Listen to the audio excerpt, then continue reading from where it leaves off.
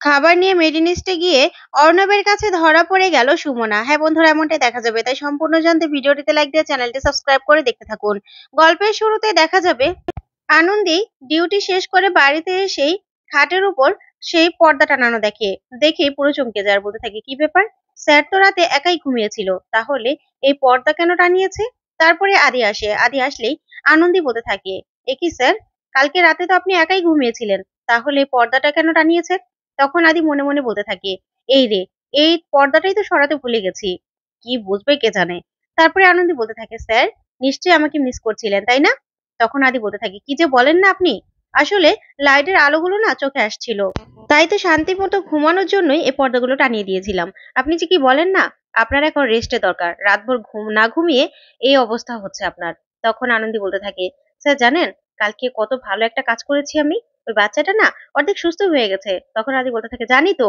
আপনি কি সত্যি স্কুলে এরকম বুক দিয়ে ভেট খেলতেন নাকি বলুন তো? আর ওই বাচ্চার বাবাও তো খুব খুশি হয়েছিল দেখলাম, সবাই খুব প্রশংসা করছিল আপনার। তখনই আনন্দী বলতে থাকে, স্যার আপনি কি করে জানলেন? আপনি কি সেখানে দাঁড়িয়ে দাঁড়িয়ে দেখছিলেন নাকি আমাকে লুকিয়ে লুকিয়ে? তখন আদি বলে, কি যে বলেন না, আমি ওয়ার্ড বয়ের কাছে ফোন করে আপনার ব্যাপারে জেনে নিয়েছি, বুঝতে পেরেছেন? তখনই আদি মনে মনে বলতে থাকে, না না, এখান থেকে চলে যাই, না হলে কি বলতে কি বলে ফেলবো কে জানে। এই বলে আদি সেখান থেকে তাড়াহুড়া করে বেরিয়ে যায়। তখন আনন্দী বলতে থাকে, স্যার কি বললো? স্যার কি তাহলে দাঁড়িয়ে দাঁড়িয়ে দেখছিল নাকি আমাকে?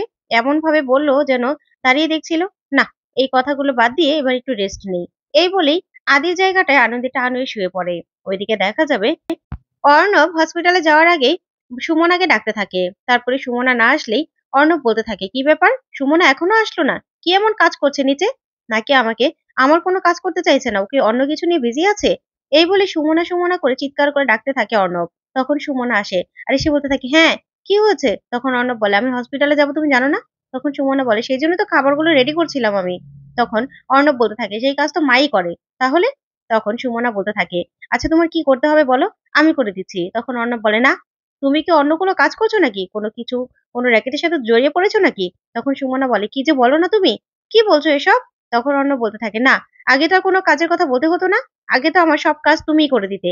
এখন কি এমন কাজে ব্যস্ত থাকো তুমি? তুমি তো সবই ভুলে যাচ্ছ। যাক, তোমার কিছু করতে হবে না। আমিই করে নিচ্ছি। এই বলে অর্ণব আলমারি ঘাঁটতে গেলে হঠাৎ করে সেই টেস্টি টামির টি-শার্টটা বেরিয়ে আসে। যা দেখে অর্ণবের সেদিনের কথা মনে পড়ে যায় আর বলতে থাকে, এই টি-শার্টটা এখানে? তখন তো সুমনা ভয় পেয়ে যায় আর বলতে থাকে, এটা?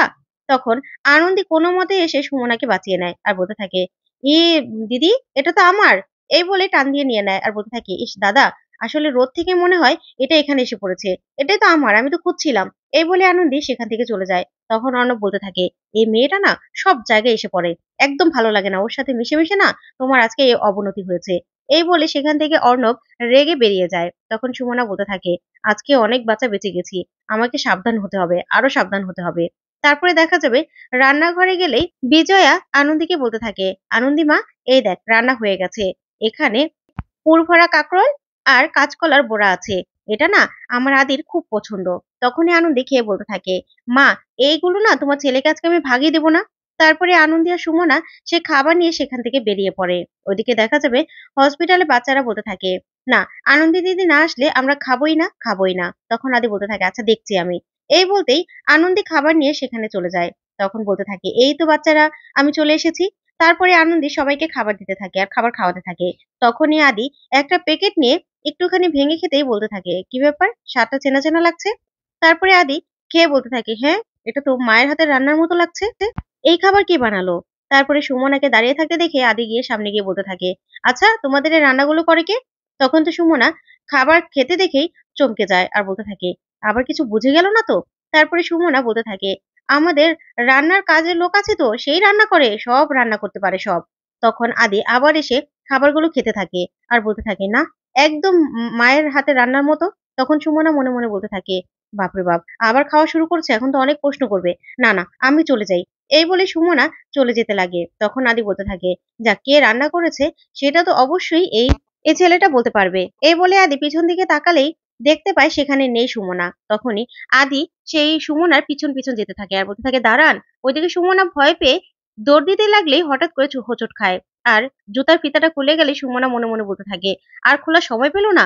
এই বলেই জুতাটা বেঁধেই সে সাথে সাথে দৌড় দেয়। তখন আদি বলতে থাকে, কি ব্যাপার, উনি সেদিনও কেমন একটা ব্যবহার করলো, আজকেও আমি ডাকছি অথচ না শুনেও এভাবে চলে যাচ্ছে দৌড়ে, কি হয়েছে? ওইদিকে আনন্দী বলতে থাকে, আচ্ছা নার্স দিদিরা তোমাদের জন্য কিন্তু আমি খাবার এনেছি, কে দেখবে কেমন, ঠিক আছে? ঠিক তখনই আনন্দ একটা প্যাকেট খোলা দেখে বলতে থাকে, কি ব্যাপার এই প্যাকেটটা খোলা কেন?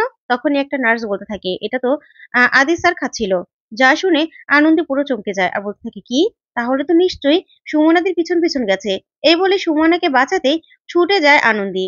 তারপর দেখা যাবে আদিকে ডক্টর সেন ধরে ধরে আর ধরে বলতে থাকে, আপনি আর আনন্দী ম্যাডাম, আসলে আপনাদের কাছে আমি সারা জীবন কৃতজ্ঞ থাকবো। তখন আদি বলে, আচ্ছা ঠিক আছে। তখন ডক্টর সেন বলতে থাকে, কিয়াম যে এখন কত ভালো আছে, কি বলবো আপনাকে, কিয়ামকে আজকে ছেড়ে দিয়েছে।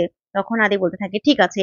এই বলে ডক্টর সেন জোর করে আদিকে সেখান থেকে নিয়ে যায়। ওইদিকে সুমনাকে নিয়ে আনন্দী চলে যেতে লাগলেই সুমনা দৌড়ে গিয়ে অর্ণবের সাথে ধাক্কা খায় আর আনন্দী বলতে থাকে, আজকে যে কি হবে কে জানে। তখনই অর্ণব বলতে থাকে, এ আপনি? আগের দিনও তো কেমন একটা ব্যবহার করছিলেন, কে আপনি? দেখি তো এদিক হন তো।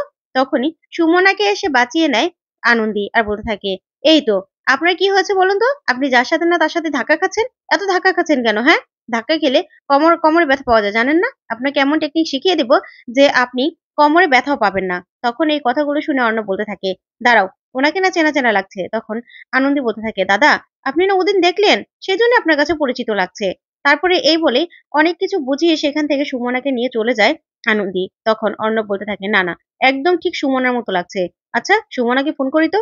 তখন সুমনাকে ফোন করলেই দেখতে পায় সুমনা ধরে না। তারপর বিজয়াকে ফোন করে অর্ণব আর বলতে থাকে, মা সুমনা কোথায়?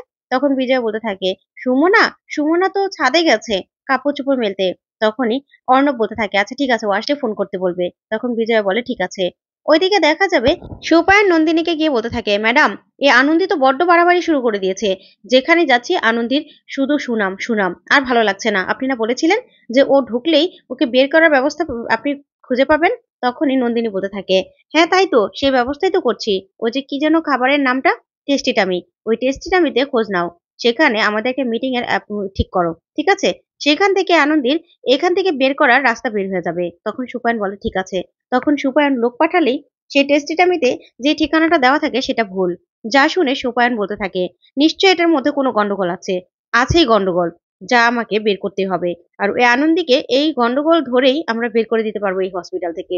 তারপরে দেখা যাবে আনন্দী বাচ্চাদের কেবিনে আসে। তখন কিয়াম কিছুতে হসপিটাল থেকে যেতে চায় না। তখন ডক্টর সিন বলতে থাকে, এরকমটা তো কখনো দেখিনি। আসলে আনন্দী ম্যাডাম, আপনারা না জাদু জানেন, সত্যি আপনি জাদু জানেন।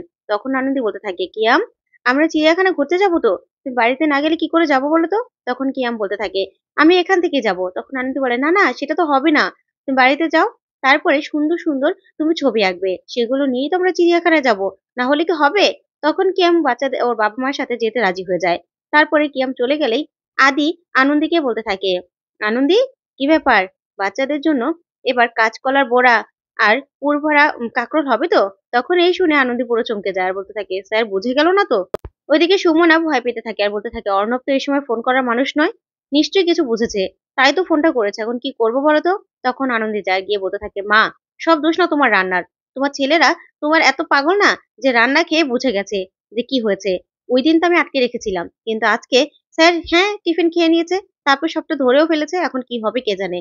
তখনই তনুশ্রী বলতে থাকে, আর কি হবে, আমরা কি টেস্টি টামিটা চালাতে পারবো না? তখনই কাকিমণি সেখানে চলে আসে আর এসে বলতে থাকে, টেস্টি টামি সেটা আবার তোমরা চালাও নাকি?